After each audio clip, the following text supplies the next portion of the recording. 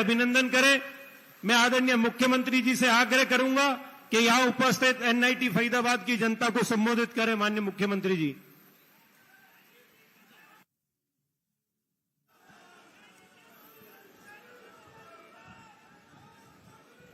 भारत माता के। भाई 5 घंटे से बैठे हैं आप लोग। ये आवाज, आपकी आवाज बुलंद आवाज होनी चाहिए। एक जोरदार जयकारे के साथ भारत माता के। बहुत बहुत धन्यवाद। आज के इस रैली में हमारे बीच में भारत सरकार में केंद्रीय मंत्री आदरणीय कृष्ण पाल गुर्जर जी, हरियाणा सरकार में कैबिनेट मंत्री विपुल गोयल जी, हमारे दूसरे कैबिनेट मंत्री राजेश नागर जी,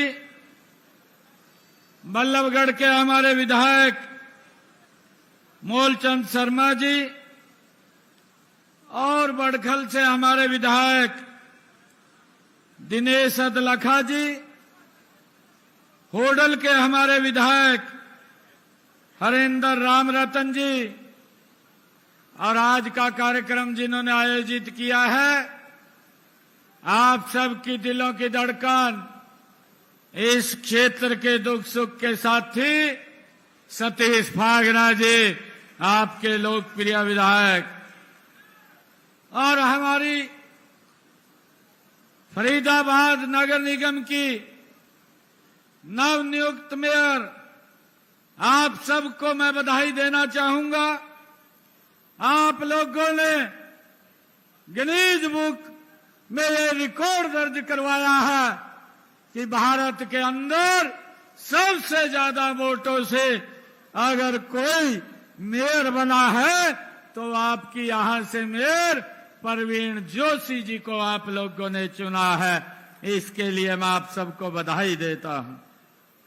हमारे भारतीय जनता पार्टी के वरिष्ठ नेता अजय गौड़ जी, प्रदेश के महामंत्री सुरेंद्र पूनिया जी, वरिष्ठ नेत्री भारतीय जनता पार्टी श्रीमती नीरा तोमर जी, हमारे जिला के अध्यक्ष सोहन पाल जी, नरेंद्र गुप्ता जी, पूर्व विधायक टेकचंद शर्मा जी, पूर्व विधायक चंद्र भाटिया जी, अतर सिंह बढ़ाना जी, हमारे जिला के प्रभारी कमल यादव जी, पूर्व में जिला के अध्यक्ष गोपाल शर्मा जी और नरेंद्र वत्स जी, और उपस्थित हमारे एनआईटी की सरदारी, आप सब 5 घंटे से यहां बैठे हैं।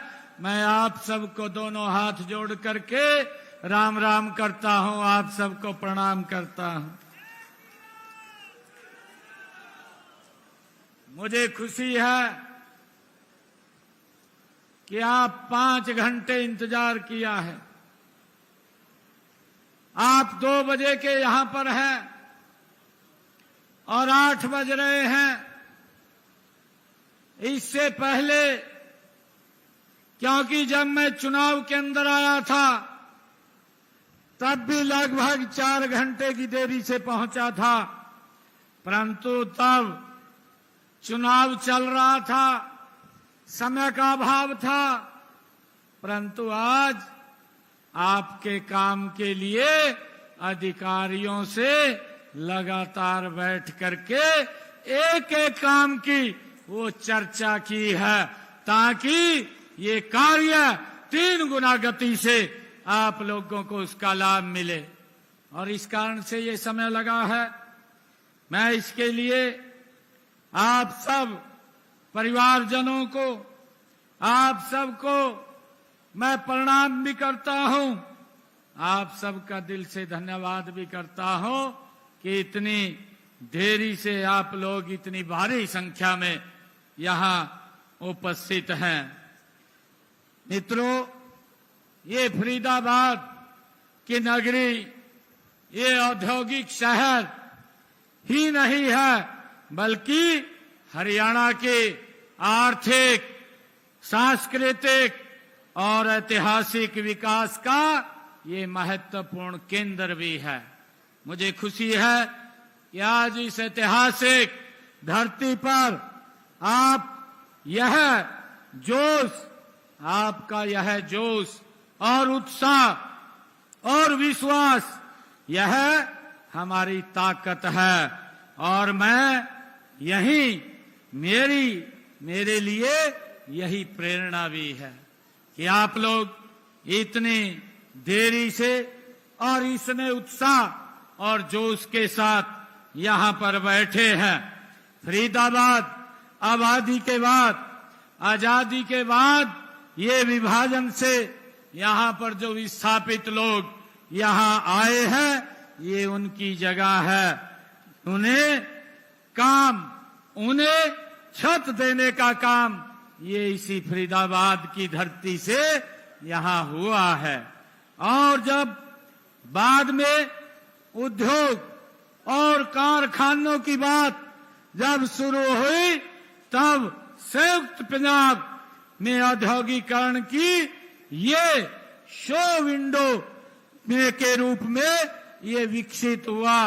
और इसके उद्देश्य से फरीदाबाद में जो ऐतिहासिक भूमि में न्यू इंडस्ट्रियल टाउनशिप की स्थापना यहाँ पर हुई है, जिससे लाखों की संख्या में लोगों को यहाँ पर रोजगार मिल रहा है। मुझे खुशी है साथियों, मैं आपके बीच में भारतीय जनता पार्टी के तीसरे और ऐतिहासिक कार्यकाल की शुरुआत के बाद मैं पहली बार आप लोगों के बीच में आया हूं। मैं हरियाणा की जनता की सेवा करने का जो तीसरी बार आप सबने आशीर्वाद दिया है, मैं उस आशीर्वाद के लिए आप सबका, एनआईटी की जनता का, फरीदाबाद की जनता का और हरियाणा की जनता का दिल से धन्यवाद करता हूं और आप सबका आभार व्यक्त करता हूं। साथियों, फरीदाबाद एशिया की 9वीं सबसे बड़ी औद्योगिक संपदा मानी जाती है। एनआईटी फरीदाबाद निवेश के लिए उद्यमियों की पहली पसंद ये हुआ करता था, लेकिन पिछली सरकारों की कुछ नीतियों के कारण फरीदाबाद ये पिछड़ गया था। मुझे खुशी है कि 2014 के बाद जब से माननीय नरेंद्र मोदी जी इस देश के प्रधानमंत्री बने और डबल इंजन की सरकार ये हरियाणा में बनी, तो हमें फरीदाबाद को दोबारा इंडस्ट्रियल के नाते आगे ले जाने का हमने 2014 में ये काम शुरू किया। और मुझे आज खुशी है कि फरीदाबाद तेजी से उस दिशा में आगे बढ़ रहा है। आज बदरपुर फरीदाबाद मेट्रो लिंक के शुरू होने से फरीदाबाद में आर्थिक गतिविधियां व व्यापार को एक नई दिशा मिली है। देश विदेश में नई नई कंपनियों यहां निवेश के लिए आकर्षित हो रही हैं। यह मेट्रो लिंक फरीदाबाद के औद्योगिक विकास में एक मील का पत्थर ये साबित हो रही है।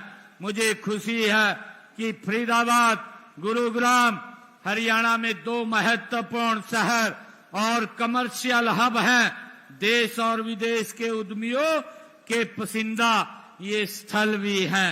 हम इन दोनों शहरों को मेट्रो से जोड़ने की विचार कर रहे हैं और जल्द ही इसे धरातल पर भी उतारने का काम ये हमारी सरकार करेगी। मैं विश्वास दिलाता हूं कि हम फरीदाबाद एनआईटी को एक आदर्श विधानसभा के रूप में इस क्षेत्र को बनाएंगे और इसमें गति से काम करेंगे। साथियों, आज मैंने महाग्राम योजना के तहत गांव धौज में जो 26 करोड़ 14 लाख रुपए की लागत से जो सीवरेज पाइपलाइन ये परियोजना है, इसकी गति को बढ़ाने के लिए, आप लोगों की सुविधा के लिए उसकी गति को आगे बढ़ाया है।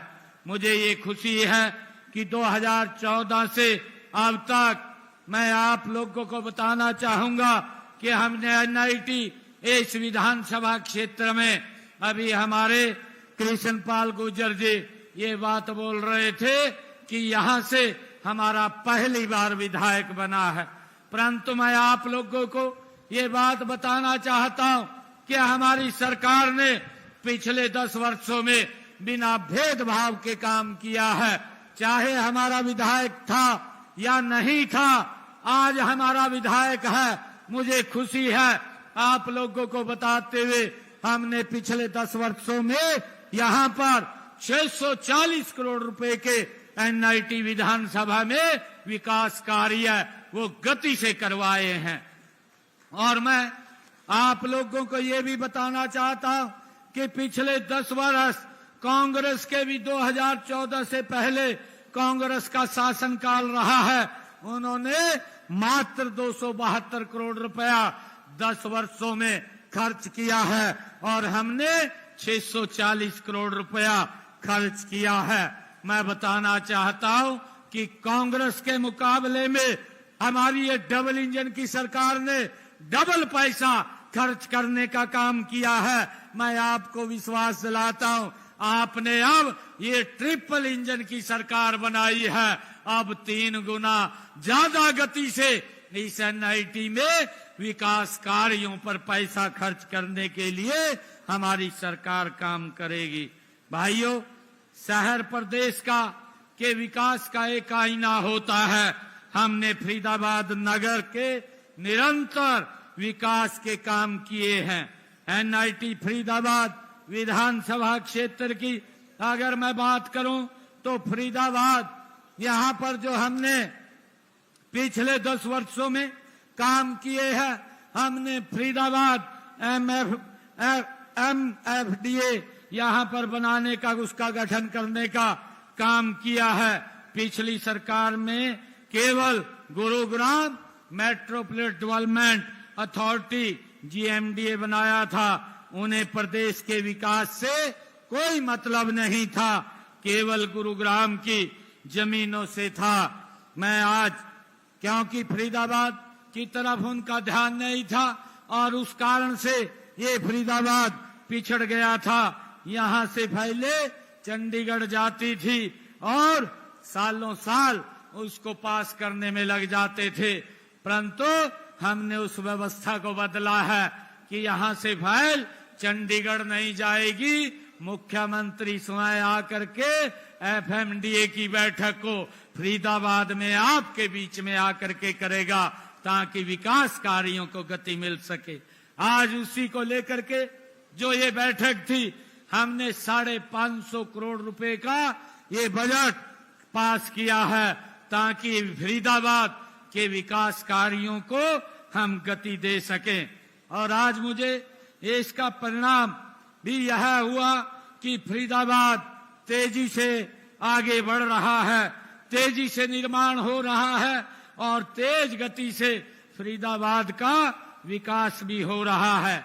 मैं आप लोगों को बताना चाहूंगा कि हमने बदरपुर से फरीदाबाद तक, जो मुसेजर तक 2400 करोड़ 94 करोड़ रुपए की लागत से 13.87 किलोमीटर लंबी मेट्रो लाइन वो शुरू की है। और वाईएमसीए चौक फरीदाबाद बल्लभगढ़ से 580 करोड़ रुपए की लागत से 3.21 किलोमीटर लंबी जो मेट्रो लाइन वो शुरू की गई है।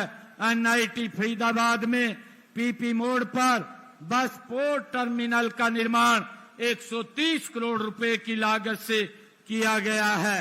3 नए रेनिवेल का निर्माण 51 करोड़ 50 लाख रुपए की लागत से ये किया जा रहा है। और फरीदाबाद में एनआईटी विधानसभा में 50 करोड़ रुपए की लागत से सीवरेज लाइन और इंटरलॉकिंग टाइलें बिछाने का और जल निकासी का काम ये किया गया है।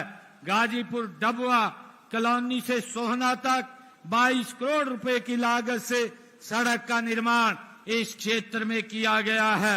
एनआईटी विधानसभा क्षेत्र की कॉलोनियों में अनियोजित सड़कों, गलियों, पुलों का सर्वे करके उनका सुधार करने का कार्य 14 करोड़ 97 लाख रुपए की लागत से किया गया है। और एनआईटी में खेड़ी गुजरा गांव में राजकीय महाविद्यालय भवन पर 12 करोड़ 92 लाख रुपए की राशि से वहां बनाया गया है। सेक्टर 25 के सीवर की निकासी की क्षमता और सीवरेज ट्रीटमेंट प्लांट को अपग्रेड किया गया। उसके ऊपर 286 करोड़ 78 लाख रुपए की लागत से वो काम जारी है। फरीदाबाद को स्मार्ट सिटी के रूप में विकसित किया जा रहा है, जिसके लिए 390 करोड़ रुपए की राशि वो जारी की गई है।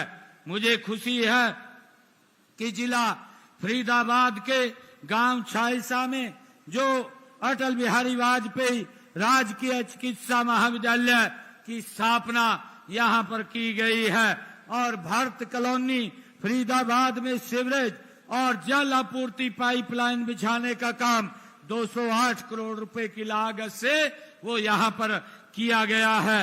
सेक्टर 19 से सेक्टर 21 डी में ही वो आवासीय परिसर हाउसिंग साइट पर 189 करोड़ रुपए की राशि से विकसित की गई है।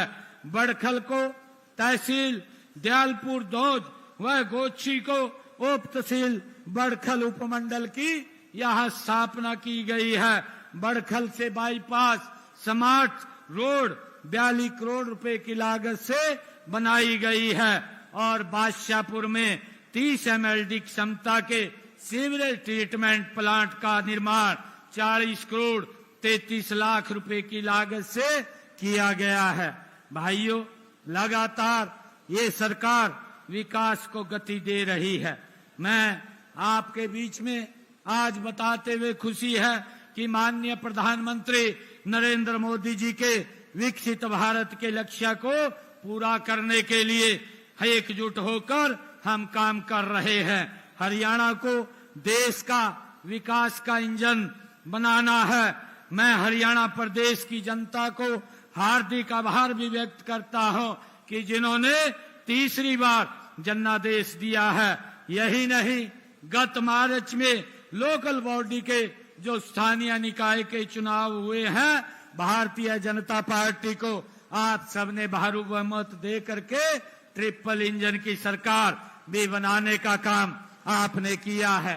और इसी गति का परिणाम है कि हमने विधानसभा चुनाव में अपने संकल्प पत्र में 217 वायदे आप लोगों से किए थे और मुझे खुशी है कि हमने 217 वायदों में से 19 वायदे 100 दिन में ही पूरे किए और 90 संकल्पों के ऊपर काम चल रहा है। जल्दी ही ये 90 संकल्प भी भाइयों हम गति से इनको पूरा कर लेंगे।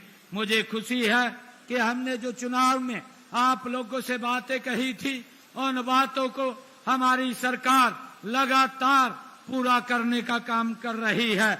मैं आपको बताना चाहता हूं कि हमने अपने संकल्प पत्र में आप लोगों से एक हरियाणा प्रदेश के युवाओं से वायदा किया था।